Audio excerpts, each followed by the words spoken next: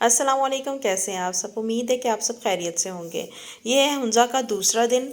दूसरे दिन सुबह सुबह जब हम उठे हैं तो हमारा नाश्ता जो है वो छत पे उन्होंने लगा दिया था, जिस होटल में हम लोग ठहरे हुए थे।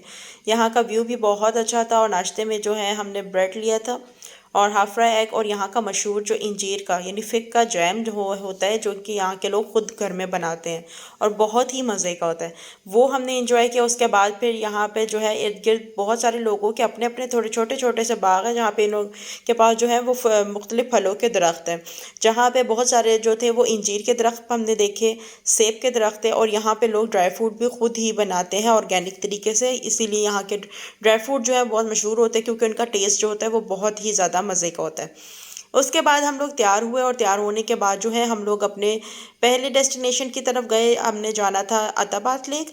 अताबाद लेक की तरफ रवाना हुए और यहाँ पे आप देख सकते हैं पथरीले पहाड़ और उसके बीच में नीले रंग का पानी बहुत ही खूबसूरत लगता है। और यहाँ पे जो है अताबाद लेक का भी जो आजकल का मौसम था उसमें वैसे भी पानी जो है बहुत ही साफ़ शफाफ और बहुत ही खूबसूरत रंग का होता है, कि कहीं कहीं आपको नीले रंग का पानी नज़र आएगा और कहीं कहीं आपको उसका कलर जो है वो सब्ज़ नज़र आएगा। तो बहुत ही खूबसूरत सा व्यू होता है। अच्छा, अताबाद लेक से पहले ये उसी ही लेक की एक पॉइंट है।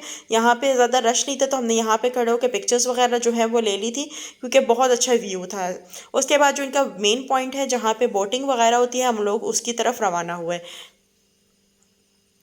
यहाँ हम लोग पहुँचे और यहाँ पे जो है वो शुरू में ही आपको बहुत ही अच्छे से रेस्टोरेंट्स वगैरह मिल जाते हैं रिफ़्रेशमेंट के लिए।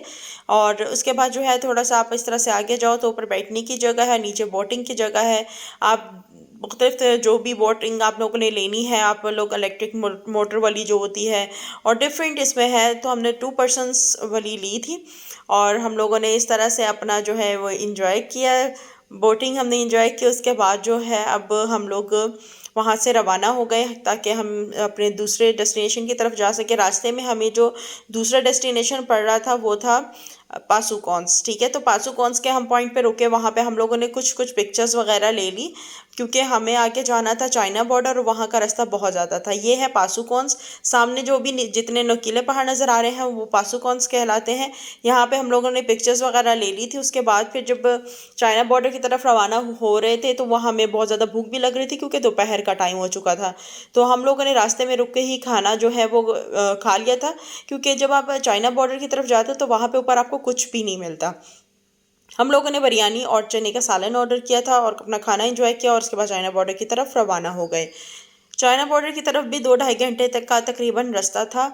और ऊपर हाइट पे जब जैसे जैसे आप जाते हो तो ऑक्सीजन की थोड़ी सी कमी होती है, तो वहाँ पे आप लोग 5 मिनट से भी ज़्यादा नहीं गुजार सकते, क्योंकि वहाँ पे एक तो ये बहुत ज़्यादा ठंडा होता है मौसम, और दूसरा एयर प्रेशर कम होने की वजह से आपको सांस लेने में बहुत दुश्वारी होती है। तो ये आप देख सकते हो कि इर्द गिर्द जो है बर्फ़ से ढके हुए पहाड़ आपको नज़र आएंगे।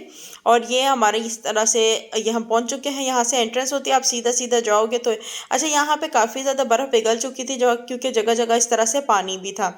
और ये है चाइना बॉर्डर का मेन पॉइंट। मैं पहले भी हुंजा आ चुकी हूँ, लेकिन तब वो चारों तरफ आपको सिर्फ बर्फ़ के अलावा कुछ भी नहीं नज़र आएगा। यहाँ पे धूप काफ़ी तेज़ निकली हुई थी, लेकिन वो मौसम इतना ठंडा था, आपके हाथ जो अगर आप पिक्चर्स लेने के लिए थोड़ा सा भी हाथ अपनी पॉकेट से बाहर निकालोगे तो आपके हाथ फ्रीज़ हो जाते हैं लिटरली। हम लोगों ने बस ज़्यादा वक्त नहीं गुजारा और वहाँ से निकल पड़े, क्योंकि हमें फिर वापस जो है हमारा रास्ता काफ़ी ज़्यादा था। हमें रात हो गई थी और रात पे जब हम लोग पहुँचने लगे तो हम लोगों ने सोचा कि पहले हम लोग डिनर कर लेते हैं, फिर एक ही दफ़ा ही होटल जाएंगे। उसके बाद हम लोग आए खाने के लिए पंजाब टिक्का हाउस। यहाँ पे हम लोगों ने खाना ऑर्डर किया था। शायद मैं उसकी पिक्चर वीडियो नहीं बना सकी, क्योंकि हमें इतनी भूख लगी हुई थी, तो मेरा हमारे पास बिल्कुल भी टाइम नहीं था कि मैं जल्दी से जो है उसके पिक्चर्स ले सकूं। खाने में हम लोगों ने मैंने यहाँ पे चाउमीन मंगवाए थे और साथ में हम लोगों ने कबाब मंगवाए थे, वो इंजॉय किया अपना खाना। उसके बाद हम लोग यहाँ से रवाना होकर रात में बहुत ही हल्की हल्की सी बारिश हो रही थी और इस तरह से हमारा दूसरा दिन गुजर गया।